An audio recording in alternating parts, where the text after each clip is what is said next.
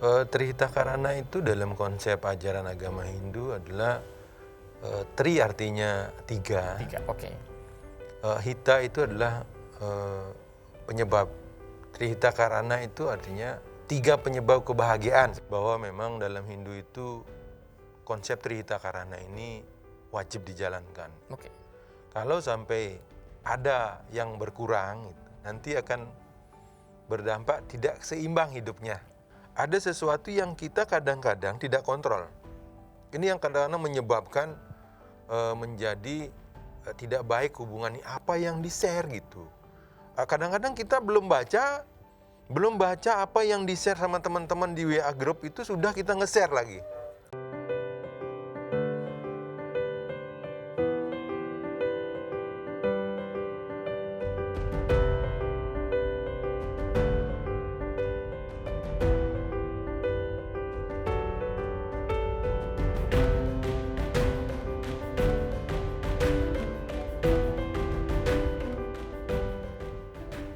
Assalamualaikum warahmatullahi wabarakatuh. Shalom, Om Swastiastu, Namo Buddhaya, salam kebajikan bagi kita semua. Kembali lagi bersama saya Sultan Rifandi dalam acara Interfaith di Mata Milenial Indonesia TV, Matanya Indonesia. Tentu seperti biasanya, pada kesempatan kali ini kita akan berbincang-bincang seputar tema keagamaan yang ada di Indonesia. Tentu saja outputnya adalah untuk menginternalisasikan nilai-nilai toleransi antar umat beragama. Seperti kita ketahui, bangsa Indonesia lahir dengan berbagai keragaman, dengan berbagai perbedaan, suku bangsa, bahasa, termasuk agamanya. Maka dari itu penting untuk kita diskusikan bagaimana kemudian dari keragaman dan perbedaan tersebut mampu kita harmonisasikan sehingga tidak ada ketegangan, tidak ada konflik antar umat beragama di Indonesia. Dan dengan siapa kita akan berbincang dan apa temanya, sebelum saya kasih tahu, saya ingin selalu mengingatkan nih kepada seluruh pemirsa masyarakat yang ada di Indonesia untuk selalu tetap menjaga protokol kesehatan. Meskipun pandemi sudah mulai berakhir, meskipun sudah seperti tidak ada virus corona lagi di tengah-tengah kehidupan kita, tapi tetap menjaga jarak, menggunakan masker, itu tetap harus kita disiplin untuk menjaga kesehatan kita sehingga terhindar dari segala penyakit apapun yang ada di Indonesia. Nah, tadi saya sudah sampaikan bahwa kita sudah kedatangan tamu yang luar biasa, narasumber yang sangat hebat. Beliau adalah Pak Idamade Sugita. Selamat pagi, siang, sore, dan malam. Pak Bagus berarti saya manggil ya Pak ya? Ya, boleh. Oke, Pak Bagus ini beliau adalah rohaniwan agama Hindu. Dan bersama Pak Bagus kita akan berbincang seputar ajaran Trihita Karana dalam kehidupan sehari-hari. Wah, nanti akan saya banyak pertanyaan nih ke Pak Bagus. Siap. Tapi Pak Bagus, sebelum saya menanyakan banyak hal terkait dengan tema pada kesempatan kali ini, seperti biasa Pak Bagus, tak kenal maka tak sayang. Ini pemirsa kita mungkin ada dari lintas daerah, lintas keagamaan juga Pak Bagus. Jadi mungkin bisa diperkenalkan Pak Bagus kesehariannya, aktivitasnya, aktif di mana dan lain-lain sebagainya. Silakan Pak Bagus. Baik, Om Swastiastu, Assalamualaikum warahmatullahi wabarakatuh. Salam sejahtera bagi kita semua, salam, nama budaya, salam kebajikan. Baik, semoga kita selalu dalam lindungan Tuhan Yang Maha Kuasa dan selalu sehat, Mas Sultan. Yep.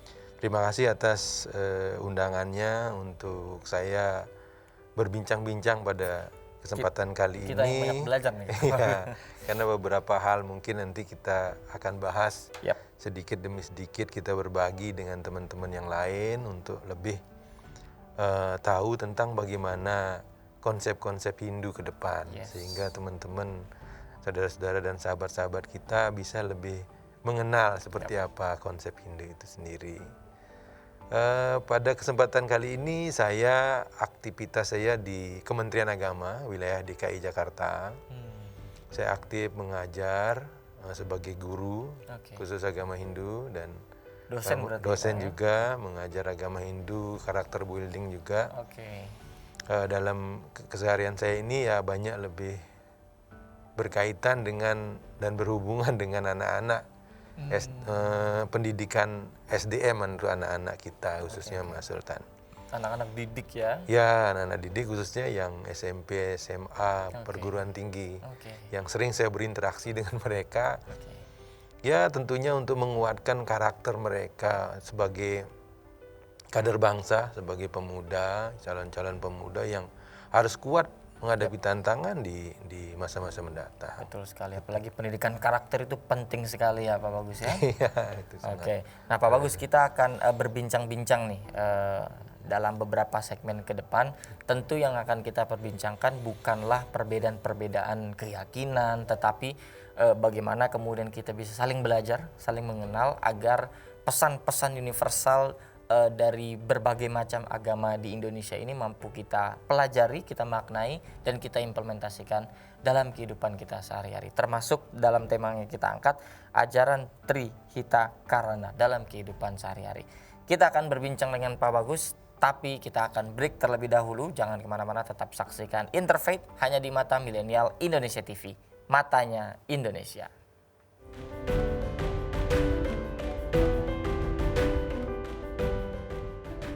Yap, kembali lagi bersama saya Sultan Rifandi dalam acara Interfaith di Mata Milenial Indonesia TV, Matanya Indonesia, masih bersama dengan Pak Bagus.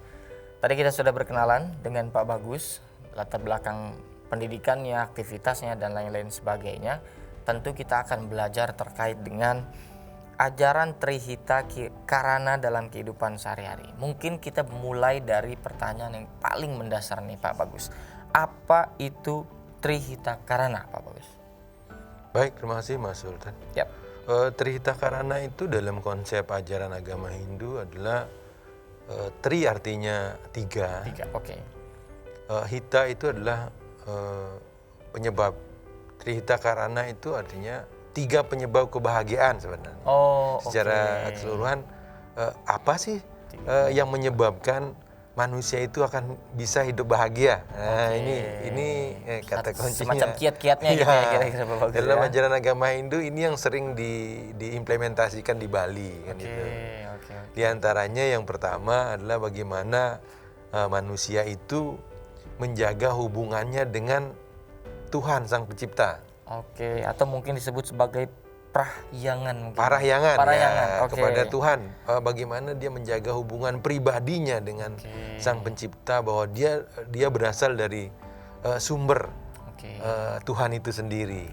Kalau dalam Hindu namanya Atman, kalau dalam Kristen Katolik Roh Kudus, kalau di Islam namanya Nur Ilahi. Nah, sama seperti itu. Di sini bagaimana dia secara pribadi dengan Sang Pencipta untuk selalu menjalin hubungan secara rohani, untuk dia selalu dapat tuntunan agar selalu dalam kehidupannya dia bisa menjalankan kehidupan ini dengan penuh kesadaran sebagai seorang manusia. Itu maksudnya. Di Islam mungkin hablum minallah. Nah, itu ya.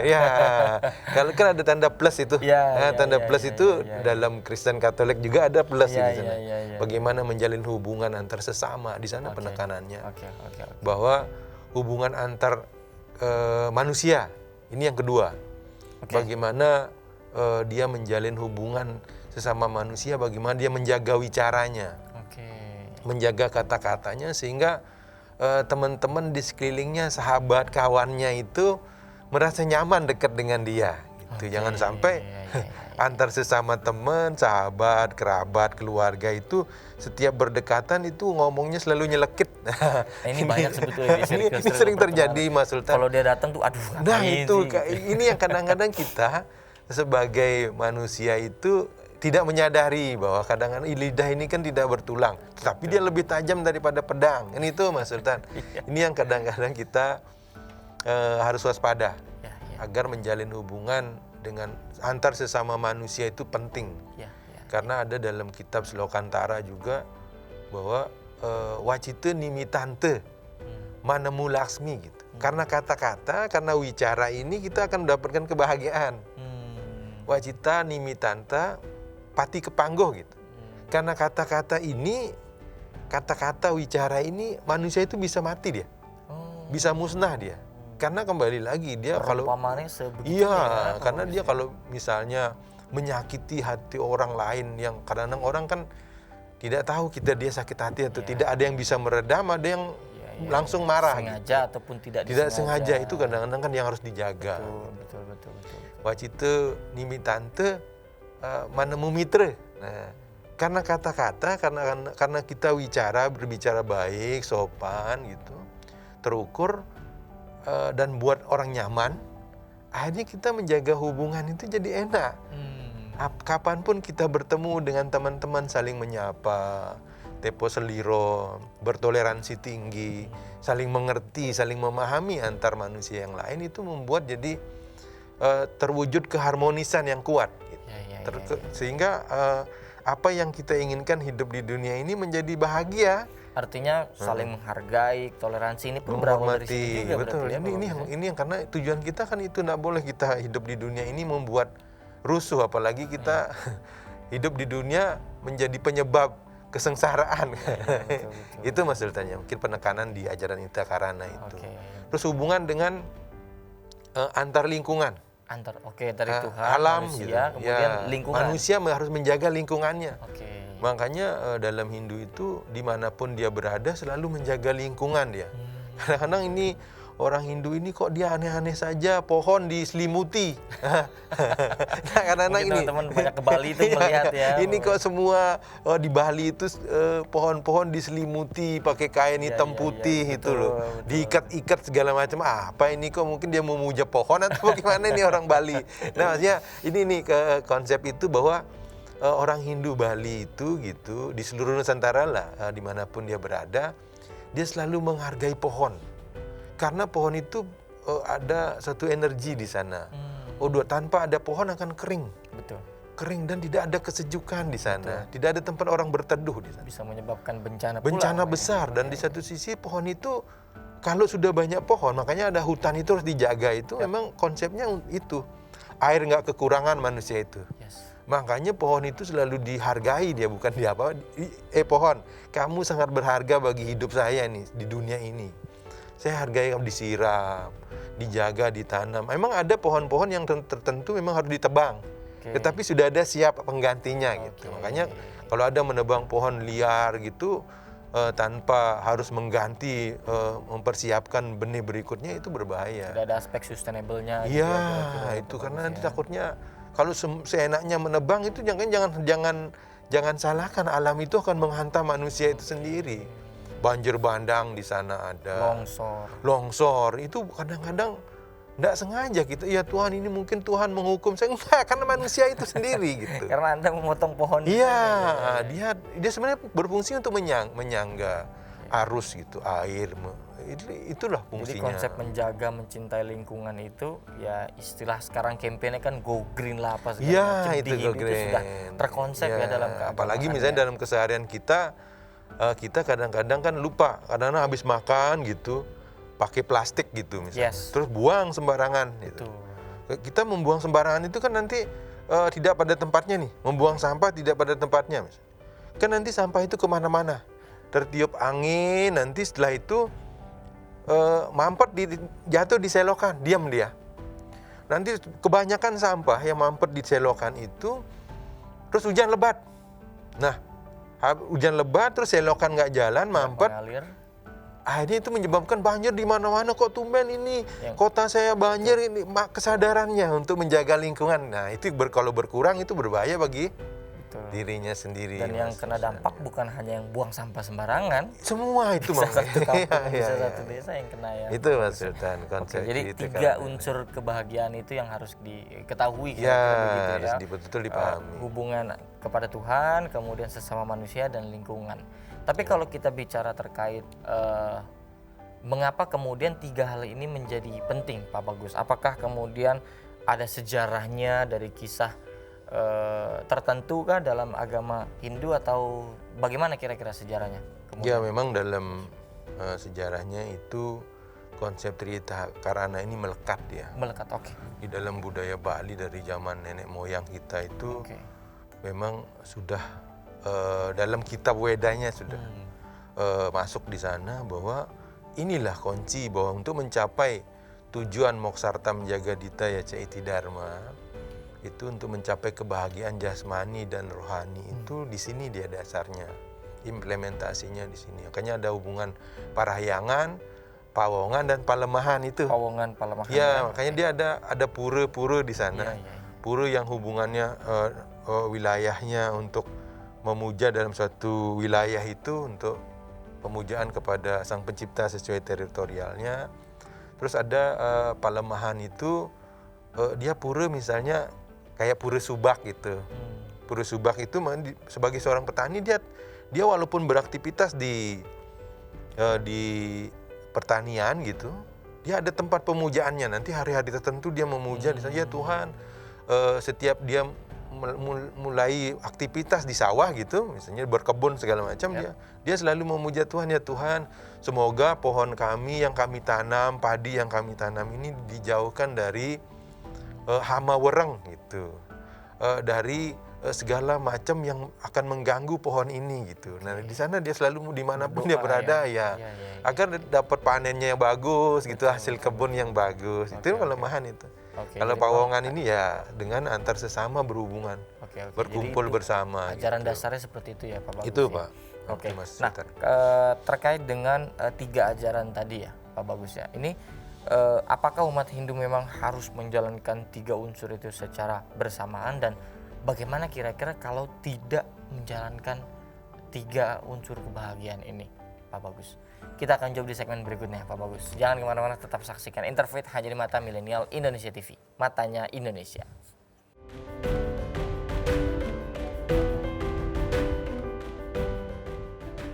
Yap, kembali lagi bersama saya Sultan Rifandi dalam acara Interfaith di Mata Milenial Indonesia TV. Matanya Indonesia. Tadi kita sudah berbincang banyak dengan Pak Bagus mengenai konsep dasarnya, apa itu Trihata Karana ya Pak Bagusnya. Nah, tadi saya sempat menanyakan kepada Pak Bagus, bagaimana nih, apakah kemudian kewajiban ajaran agama Hindu ini mewajibkan seluruh umat ya untuk mengerjakan ketiga hal tadi, Pak Bagus, dan bagaimana kalau tidak melaksanakannya? Silakan Pak Bagus.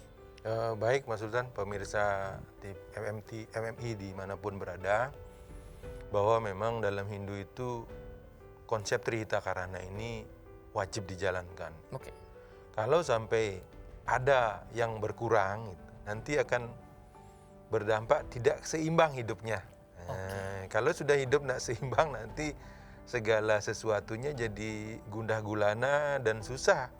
Contoh gak seimbangnya seperti apa? Nah, keseimbangan ini dalam kehidupan sehari-hari, misalnya dia habis masak itu melakukan sesajenan gitu, namanya pada waktu nasi sudah matang itu wajib untuk disuguhkan di beberapa tempat, di tempat air, di dapur gitu, di tempat sembahyang, di sumber air gitu, di sumur gitu, sehingga konsep itu bahwa kita selalu bersyukur kepada Sang Pencipta sebagai sumber segalanya dalam hidup ini, agar kita tidak memakan makanan yang tanpa harus jadi pencuri jadinya. Harus bersyukur, selalu bersyukur. Apapun yang kita makan, apapun yang kita miliki itu semuanya bersumber dari Tuhan Sang Pencipta. Itu konsepnya. Harus kita jalanin itu, dan kalau itu sudah dijalankan, akan indah hidup ini. Godaan dan gangguan itu akan menjauh dia, karena kita selalu dalam kesadaran bahwa manusia harus wajib bersyukur di sana. Nah, itu menjaga hubungan antar keluarga kita dengan saudara, itu wajib, harus diimplementasikan. Makanya tidak boleh tidak. Kalau itu sampai saling benci antar sesama, apalagi dengan saudara, nanti dia ada dalam suatu tempat misalnya, gara-gara ada dia nggak jadi ke sana, kan ada aneh kan jadinya. Padahal kita ada punya kepentingan di sana. Nah ini nih perlu pemirsa ketahui bahwa memang sangat menyakitkan kalau kita antar sesama manusia itu saling menyakiti hati gitu, apalagi saling benci. Itu kadang-kadang dimanapun kita berada jadi tidak tenang, jadi gitu. merusak sehingga nggak tentram hidup ini gitu. Itu kalau kan harus dijalankan nih kayaknya Trihita Karana tadi, sehingga kita dimanapun masuk akan jadi nyaman gitu. Sultan. Jadi itu memang untuk menjaga keseimbangan tadi. Jaga keseimbangan hidup gitu. Nah tadi kan ada 3 penekanan atau 3 unsur yang kemudian dikatakan oleh Pak Bagus. pertama yaitu terkait dengan hubungan antar Tuhan. Nah, saya ingin mendalami ini, Pak Bagus. Bagaimana kemudian cara kita, masyarakat secara umum gitu ya, terkait dengan menerapkan nilai-nilai yang terkandung dalam tadi parahyangan ya, parahyangan Pak Bagus. Ini kan kita luar biasa perkembangan teknologi, tantangan kebangsaan juga, masyarakat yang penuh heterogenitas dan lain-lain sebagainya. Nah, ini apa kaitannya dengan kita menerapkan unsur parahyangan ini? Baik pemirsa MMI dimanapun berada, bahwa konsep Trihita Karana ini dalam konteks parahyangan ini, bahwa dalam Hindu dia memiliki kewajiban namanya Trisandhya, puja Trisandhya. Trisandhya. Nah, puja Trisandhya ini adalah dia laksanakan 3 kewajiban. Okay. Trisandhya 3 kali melakukan hubungan kepada Tuhan, pagi, siang, dan sore. Pagi ini dia lakukan untuk menghapuskan dosa-dosa pada malam hari yang dia lakukan. Pagi-pagi dia harus memuja, berhubungan kepada Tuhan. Okay. Dan memohon petunjuk selalu kepada Tuhan agar pagi sampai siang nanti dia selamat dalam beraktivitas. Okay. Tidak ada gangguan gitu. Yep. Nanti jam 6, nanti ketemu jam 12. Nah, pas jam 12 itu di kantor dimanapun dia berada harus dia, kalau teman-teman yang lain sholat gitu. Okay. Kalau di Hindu ini dia harus puja Trisandhya juga. Okay. Duduk bersila 5 menit saja tuh, 6 menit kalau kita hitung ininya cukup itu. Nah, misalnya jam 12 siang itu, sebelum dia makan siang istirahat, dia puja Trisandhya dulu. Okay. Dimanapun dia berada. Misalnya ada teman-teman di lingkungan kerja, dia minta izin ke teman-teman yang lain, yang umat lain gitu, teman-teman kerjanya. Mohon maaf ya, saya mau puja Trisandhya sebentar. Oh iya, masing-masing udah mempersilahkan diri untuk berhubungan kepada Tuhan. Siang itu untuk menghapus dosa dari pagi sampai siang. Okay. Mungkin ada kekeliruan dia ngomong dengan teman-temannya, terus ada teman-temannya merasa tersakiti di sana, dia di sana mohon ampun lagi kepada Tuhan, karena nggak sengaja mungkin atau sengaja itu. Apa itu harus ke tempat khusus atau? Oh tidak, dimanapun, karena Tuhan itu kan ada di mana tadi yang ada Atman tadi, Nur Ilahi, Roh Kudus itu kan ada di dalam ini. Dia hubungan dengan Tuhan. Okay. Nah, siang hari untuk nanti pada waktu pulang kerja sampai di rumah mandi, beristirahat sebelum makan gitu, dia sembahyang lagi. Jam 6 sore itu. Nah, tapi kalau misalnya Pak, bagaimana kita kalau lagi perjalanan pulang macet, ini jam 6 lewat sudah.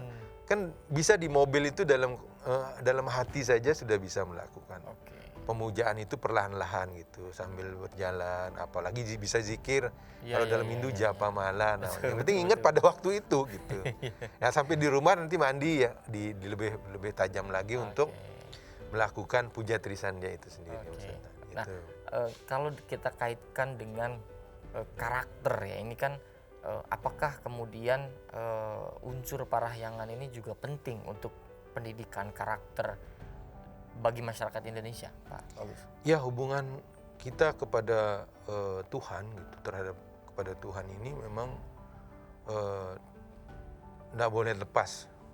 Manusia kalau sudah dia menjauhkan diri kepada Sang Pencipta, yang dalam agama Hindu disebut Brahman. Okay. Brahman, Atman, Aikyam namanya. Bahwa Atman dan Brahman itu satu sebenarnya dia. Manusia itu ada karena Atman itu. Ada sifat-sifat Atman yang ada dalam diri kita ini sama dengan Brahman, sama dengan Tuhan. Ada sifat kejujuran di sana, ada sifat murah hati di sana. Manusia memiliki hal itu, hampir sama dia. Dan dia tidak pernah mati. Mau diapain dia tidak pernah, hanya ganti badan. Ini badan kasar, ini namanya badan kasar sementara. Nanti dia cari badan lagi untuk berbuat baik lagi. Okay. Cari badan lagi untuk berbuat baik lagi. Sampai dia betul-betul bisa menyatu. Sama seperti di lautan ada buih. Ada buih, oke. Air itu kan ada buihnya. Yep. Nanti buih itu akan menyatu dia. Sampai betul-betul menyatu. Nah, itu seperti itu kondisinya. Bahwa wajib manusia itu sebelum dia menyatu kepada Tuhan, dia harus selalu memperbaiki dirinya. Dan menjalin hubungan yang erat. Untuk terus dalam kesadaran dalam menjalankan kehidupan ini. Jadi memang tidak bisa lepas gitu ya bagi karakter moralitas masyarakat bangsa Indonesia ini, dengan pendidikan karakternya juga terintegrasi dengan nilai-nilai keagamaan yang ada di Indonesia ya Pak Bagus ya? Ya betul Mas Sultan, karena memang karakter orang itu kelihatan dia bahwa dia memang sering tafakur atau dalam Muslim itu sering dia dalam Hindu itu mulat sarira namanya, kembali ke jati diri kita untuk selalu merenung gitu. Apa sih yang Tuhan yang harus saya lakukan lagi untuk demi kebaikan bangsa dan negara ini, demi keluarga saya, demi masyarakat. Itu dalam hal ini dia selalu ingin bahwa dia hadir di dunia ini untuk apa sih? Apa hanya nanti bekerja, makan, tidur, membesarkan anaknya, udah itu mati gitu. Tidak, dia harus melakukan sesuatu yang bisa berguna untuk banyak orang. Yang sehingga dia hadir di alam semesta ini, dia di dunia ini dilahirkan, bisa bangga papa mamanya melihat dia, oh berguna loh anak itu hadir di sini. Bukan tanpa sebab. Iya, bukan tanpa sebab. Makanya pendidikan orang tua itu penting bagi anak itu untuk dia selalu berkarya itu. Oke. Jadi memang tidak bisa terlepas. Nah, baik, terkait dengan kalau tadi kita membahas parahyangan, nah kita lanjut ke pawungan. Ini tadi hubungan sesama manusia ya Pak Bagus ya? Iya, betul. Nah, ini kan tentu menjadi semacam fondasi ya, bagaimana kemudian menjaga nilai-nilai toleransi. Ini kan juga ada di unsur ini ya, dan sangat penting gitu ya. Nah, ini bagaimana kita bisa menerapkan saling menghargai sesama manusia kalau kita belajar dari pawongan tadi untuk kita terapkan nih di Indonesia agar semuanya nih entah di media sosial juga nggak terlalu beringas gitu ya katakanlah Pak Bagus ya, memang betul-betul terlihat karakternya bahwa Indonesia ini punya moralitas yang baik. Kita akan jawab di segmen berikutnya Pak Bagus. Jangan kemana-mana, tetap saksikan Interfaith hanya di Mata Milenial Indonesia TV, matanya Indonesia.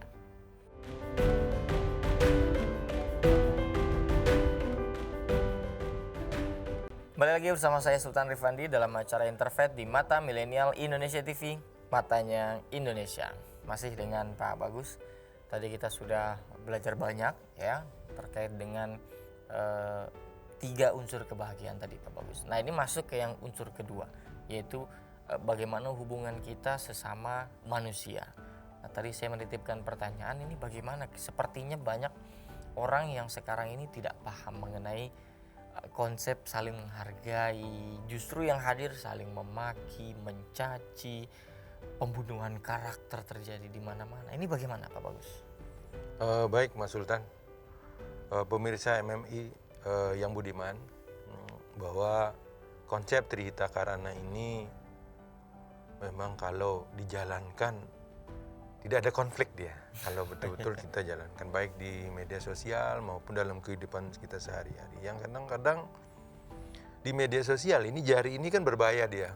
Kalau tidak digunakan dengan penuh kesadaran tadi, gitu, akan berdampak sedikit saja. Kadang-kadang kita dalam media sosial mendapatkan kita dalam WhatsApp group misalnya, atau dalam Facebook group gitu, atau IG group gitu, ada sesuatu yang kita kadang-kadang tidak kontrol.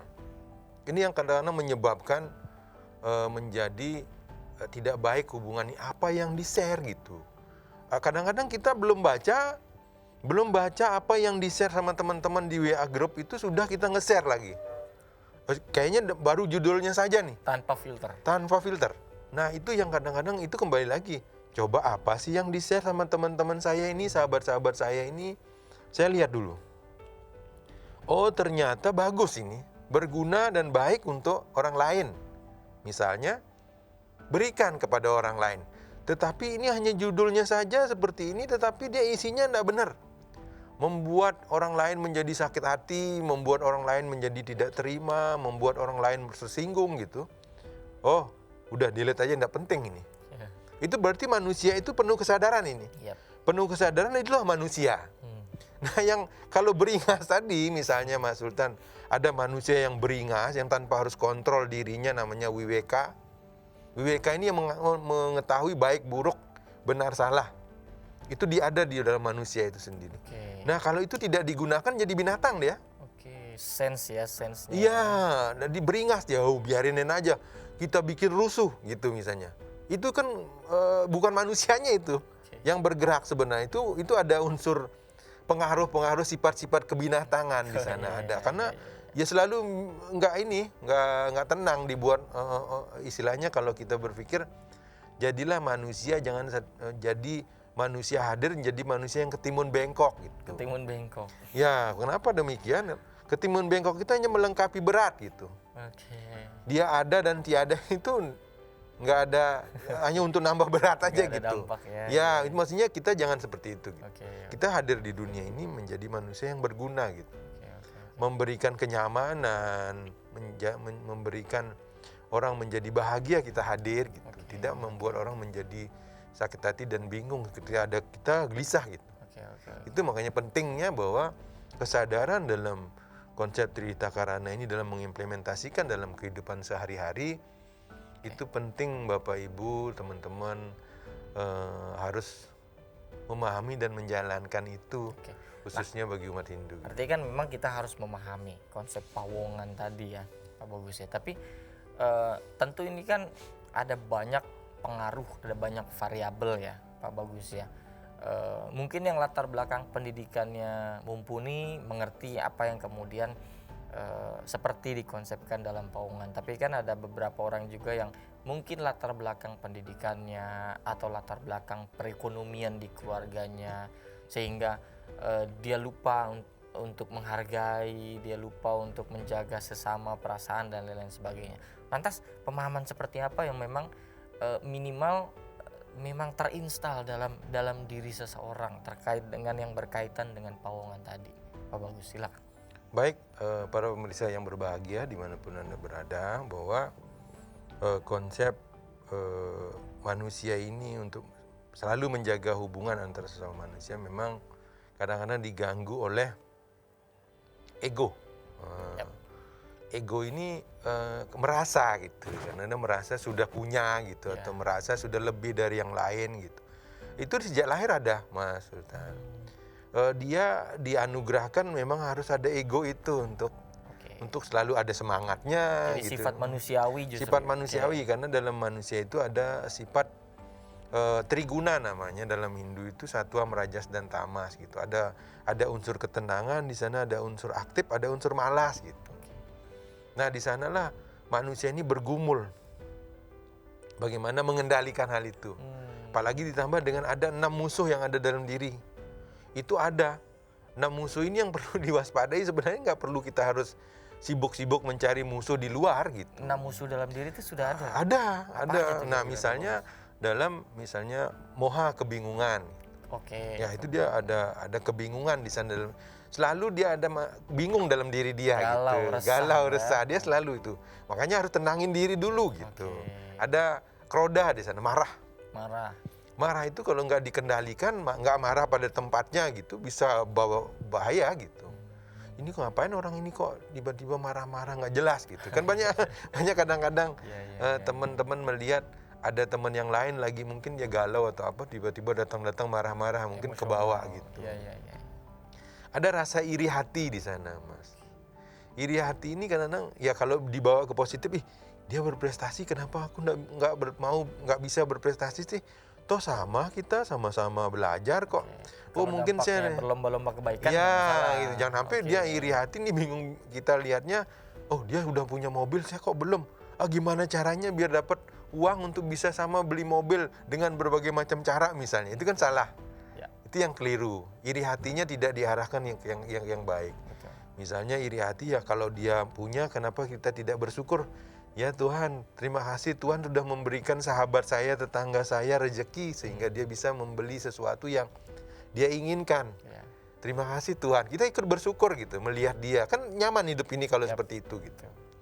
Ya terus udah gitu ada kroda, moha, loba, tamak, terlalu tamak kita coba. Kadang-kadang kita udah dikasih kurang lagi. Kurang gitu istilahnya. Apalagi kurang saya ini gitu, sudah diberikan sesuatu ini masih merasa kurang gitu. Tidak dapat sesuatu, ya Tuhan terima kasih Tuhan sudah, walaupun sedikit itu harus bersyukur tadi. Itu yang kata kuncinya gitu. Kode, moha, loba, matsarya, iri hati, kebingungan, mabuk. Nah, mabuk ini udah kadang-kadang kalau udah minum minuman keras itu udah nggak peduli siapa-siapa itu mah. Ini kadang-kadang kita udah kalau udah minum udah merasa diri paling benar, udah mabok, namanya orang mabok kan Nggak itu. sadar. Ya nggak sadar udah merasa diri paling benar, paling hebat, paling dianya sendiri yang kacamatanya dia paling benar, ini mabok. Nah itu dia kadang lupa gitu. Saya mabok ini takut menyinggung orang lain, udahan dulu segitu. Artinya kan terkonsep. Beda dengan orang luar negeri gitu. Kalau dia musim salju, kedinginan gitu, dia harus minum dia untuk memanaskan badan dia gitu. Menghangatkan badan. Tapi kadang-kadang kita sengaja nyari, ayo kita minum yuk. Biar nggak sadar justru.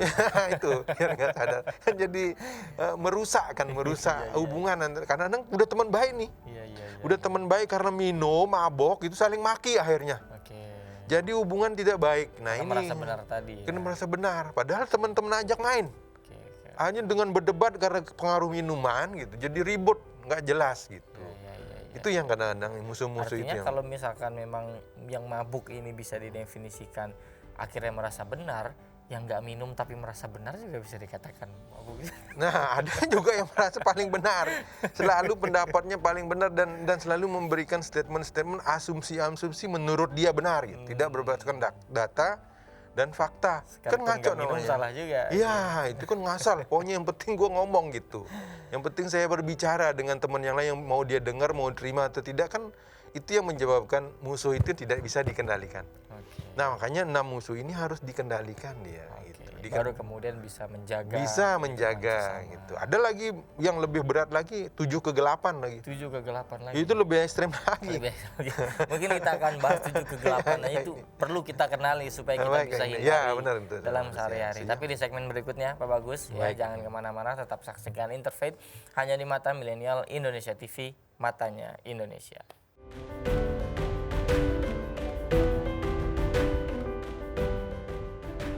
Kembali lagi bersama saya Sultan Rifandi dalam acara Interfaith di Mata Milenial Indonesia TV, matanya Indonesia. Masih dengan Pak Bagus. Tadi cukup luar biasa ya percakapan dengan Pak Bagus. Kita diajarkan musuh-musuh di dalam diri kita. Tapi sebelum saya juga mau nanya ke palemahan berarti ya Pak Bagus ya, istilahnya hubungan antara manusia dengan lingkungan. Tapi sebelum ke arah sana, tadi sempat kita juga harus mengenal, tadi ada 6 musuh manusia, tapi ada juga 7 kondisi kegelapan, begitu kira-kira Pak Bagus ya. Nah itu apa saja yang 7 itu kira-kira untuk baik. kita hindari. Baik pemirsa yang budiman dimanapun Anda berada, semoga selalu sehat dan berbahagia. Bahwa dalam hal ini kita lanjutkan pembahasan bahwa 7 kegelapan dalam diri manusia itu real adanya. Dan lebih ganas tadi kata Pak. Lebih ganas. Gelap gimana sih? Kalau orang gelap udah membabi buta dia. Iya, betul. Membabi buta menghalalkan segala cara, misalnya apapun saja yang dilakukan benar gitu. Yep. Pertama penyebabnya itu menjadi gelap itu surupa namanya. Surupa? Mabuk karena kecantikan, mabuk karena ketampanan. Nah kalau sudah dia seneng gitu, udah dia merasa senang dengan cowok itu tampan gitu, dengan cewek ini cantik gitu, lupa segalanya.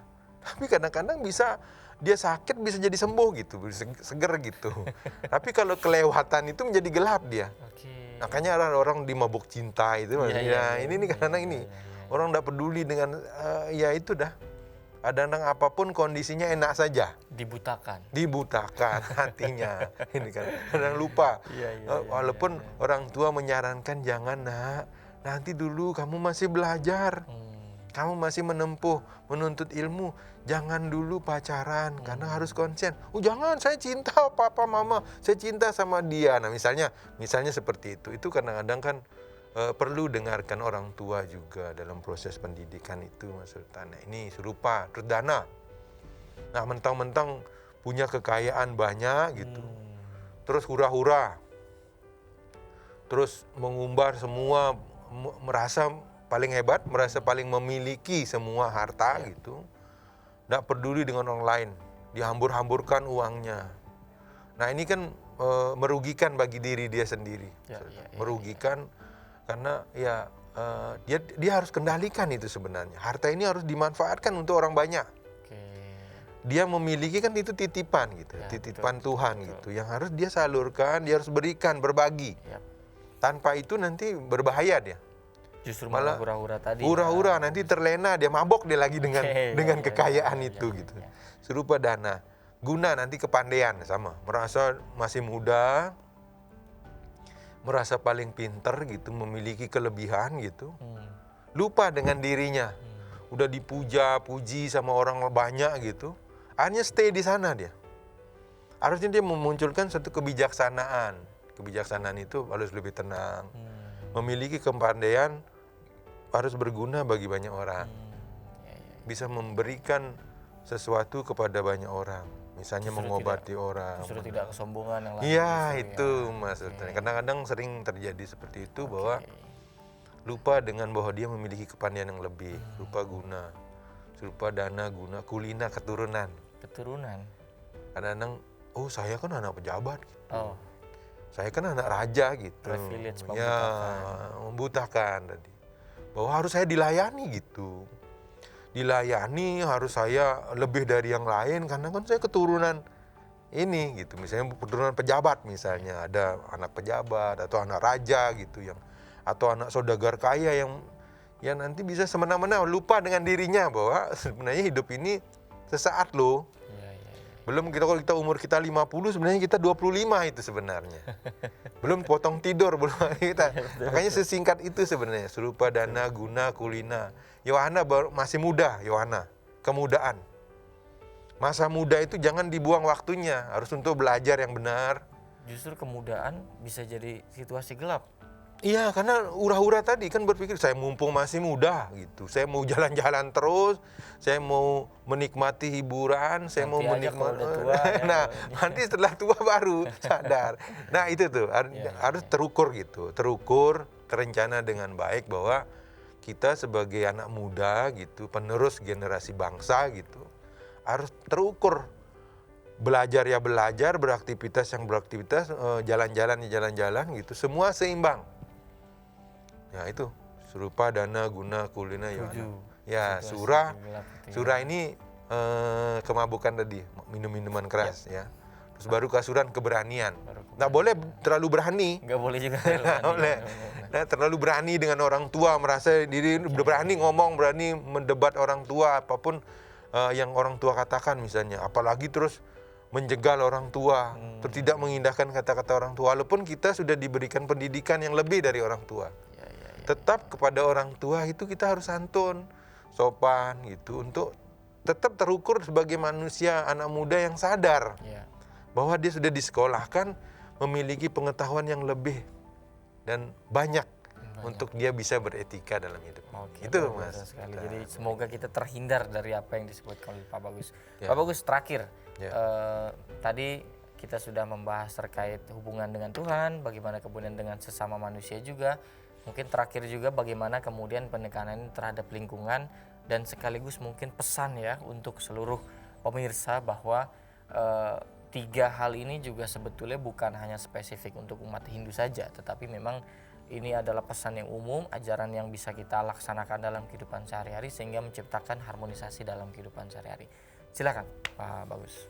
Baik pemirsa MMI yang budiman dimanapun Anda berada, bahwa kita harus selalu menjaga hubungan antar sesama, antar keluarga kita, antar masyarakat, bangsa dan negara ini agar selalu harmonis, agar selalu nyaman dalam kehidupan kita dimanapun kita berada, sehingga bisa saling mengisi antar manusia yang lain. Selanjutnya kita juga harus menjaga lingkungan dimanapun kita tinggal, untuk selalu menjaga alam ini agar terus seimbang, menjaga agar tidak sampah berserakan di mana-mana, dimanapun kita tinggal. Kita harus menjaga kebersihan, menjaga lingkungan ini tetap harmonis, indah, nyaman, dan tentram. Itu. Nah, dan selalu jangan lupa kepada Tuhan bahwa Tuhan itu sumber segalanya. Tuhan kapanpun beliaunya bisa mengambil kita, dan kita harus selalu siap. Kapanpun kita akan dipanggil oleh Tuhan untuk kembali, harus siap dengan senyum. Kalau dalam Muslim itu harus kita siap husnul khotimah. Husnul khotimah, betul sekali. Kalau dalam kita di Hindu harus siap-siap untuk kapanpun harus senyum menghadapi itu, dan Tuhan terima kasih. Kapanpun dijemput itu bukan musibah, bukan apa.